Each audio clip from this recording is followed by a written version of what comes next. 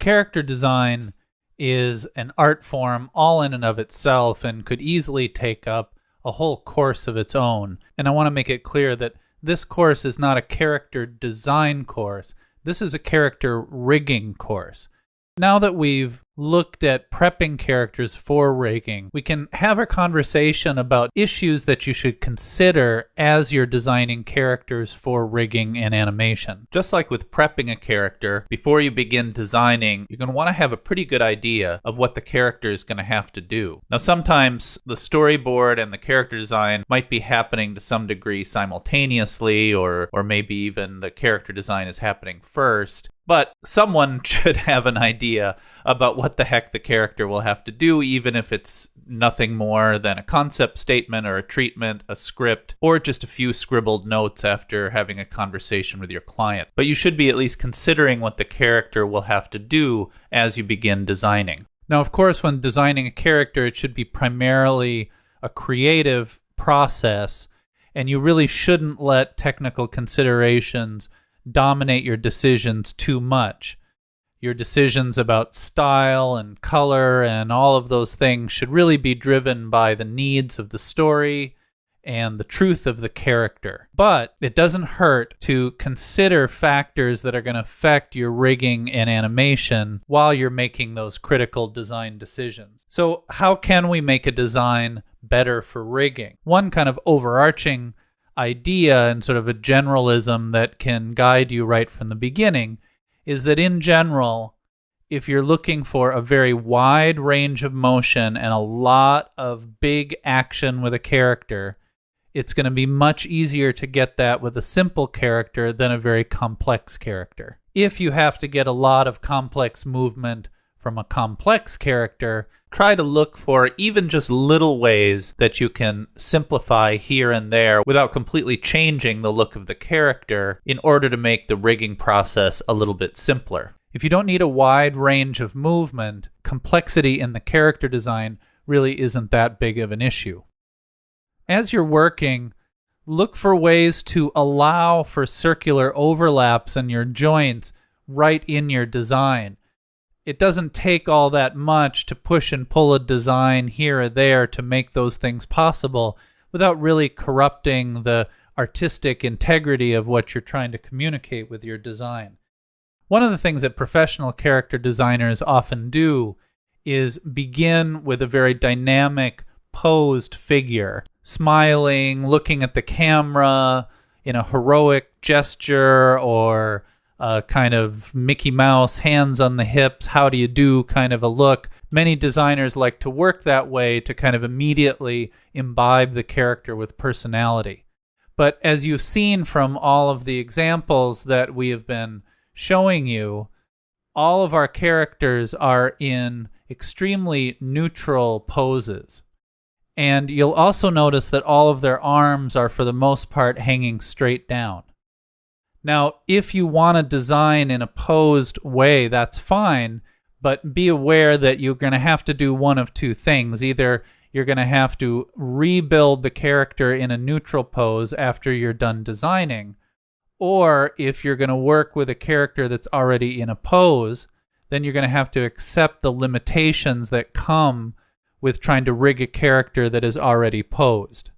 It is always more advantageous with rigging to keep your character in the most neutral position possible, and in particular to keep arms and legs very straight. Duix IK tools really work much, much better when arms are straight. Now, with these orange people here, there's a little bit of subtle curve in the arms. But that's not going to be a problem, and we don't want to straighten them to the point that they don't look like who they're supposed to be. And this character's soft curved arms are part of what makes her charming and interesting. So we don't want to make changes that are going to, again, corrupt the integrity of the character, but we're going to want to pose those arms and those legs whenever possible as straight as they can be. Now, some of you may be familiar with 3D rigging, and in 3D rigging, you want to build your character in what they call a T pose, with the arms outstretched. But in 2D rigging, particularly with Duick, we want those arms and those legs hanging straight and vertical. We should also note that just like we want the body in a very neutral position, we also want the facial expressions to be very neutral as well. Or think about it as the face should represent the face at rest for whatever is appropriate for that character. For example, Grumpy from Snow White and the Seven Dwarfs, his at-rest face was grumpy. So that would be his neutral. Most characters, though, you want to actually design them to literally have a kind of a blank expression on their face. And you can see that we have done that with our characters for the most part. They are not smiling, they are not frowning, they're not raising an eyebrow or winking.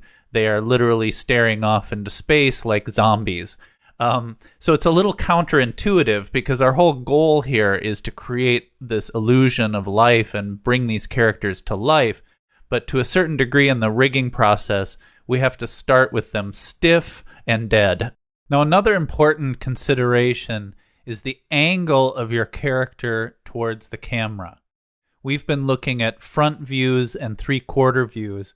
We don't have any side views here, but really they're set up just like three-quarter views. And in a lot of cases, side views aren't really the most attractive, and they're a little more rare, at least in my experience. Front views occur maybe a little more often, but front views are also very limited.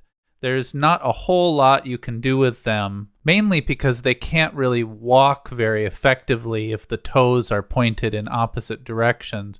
They can sort of walk forward and backward, and then they can sort of shuffle side to side. But with a 2D character, a front view is only going to be useful with a character that doesn't have to do a whole lot. The three-quarter view is really the ideal position. A three-quarter view can do the work of a side view, like walks and runs and so on.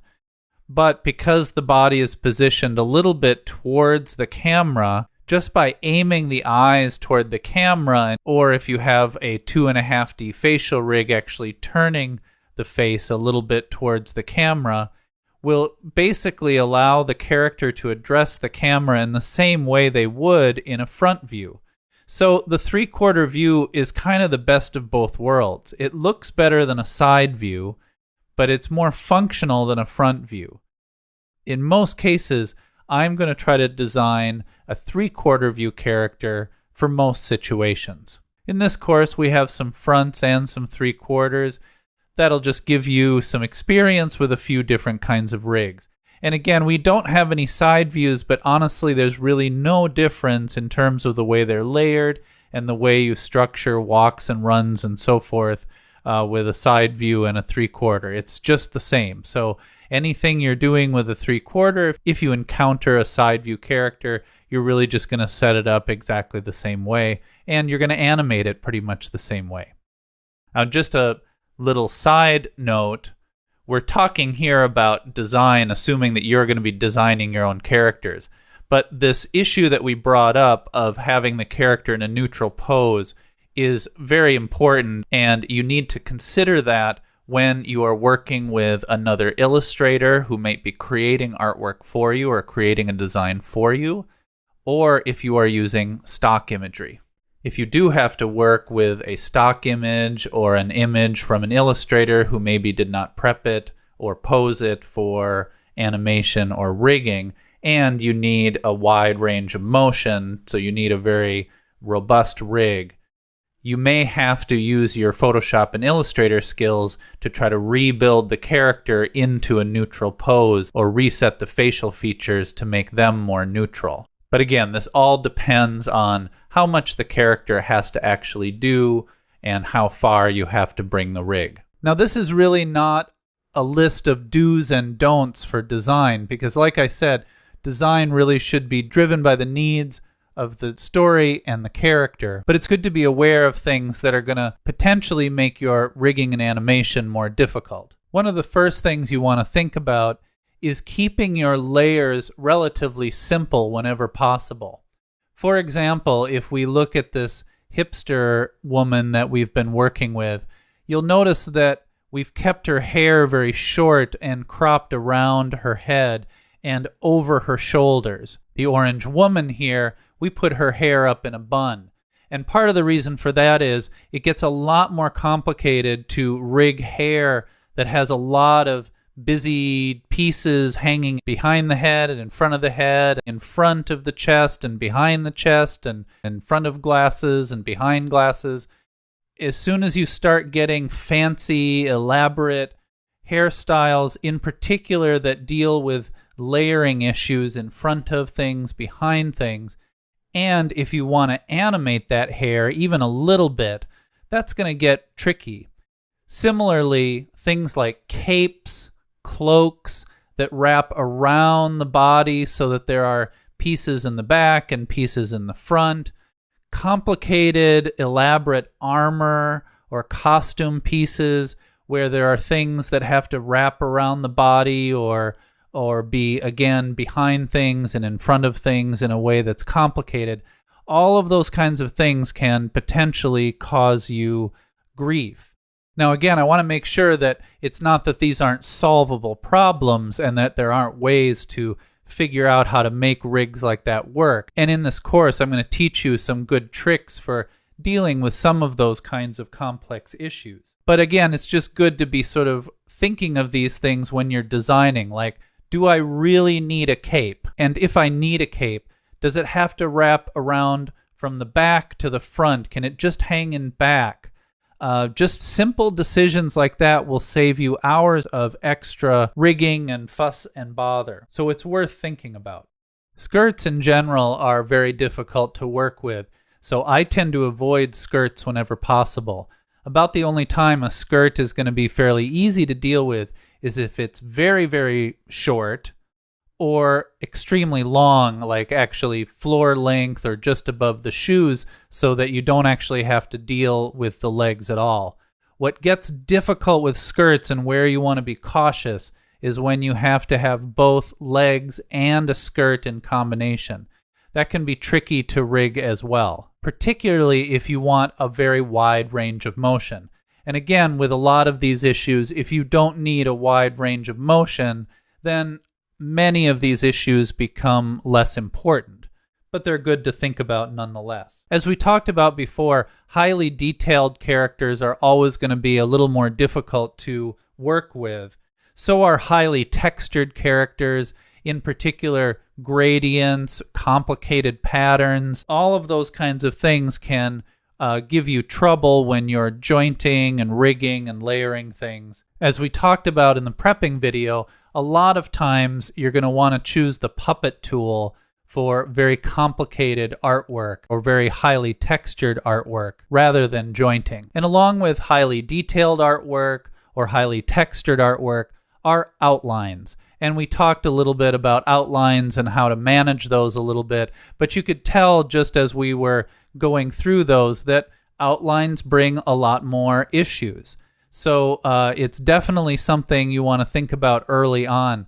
I really try to kind of just avoid outlines altogether and tend to work just color to color or texture to texture. That tends to be a lot easier for the rigging process in general. But some design styles really rely on outlines and line work, and when that happens, you just have to be aware of it, know how to prepare for it, and understand what some of the limitations might be. A combination of good, strong character design with an eye towards the technical considerations for rigging and animation will really help your whole production process. Now that we've talked about prepping characters for rigging in After Effects, and we've discussed some of the design issues that you want to think about when developing characters for this process, the next video will just very quickly go over some of the issues involved in importing our new prepped characters into After Effects and getting them ready for rigging.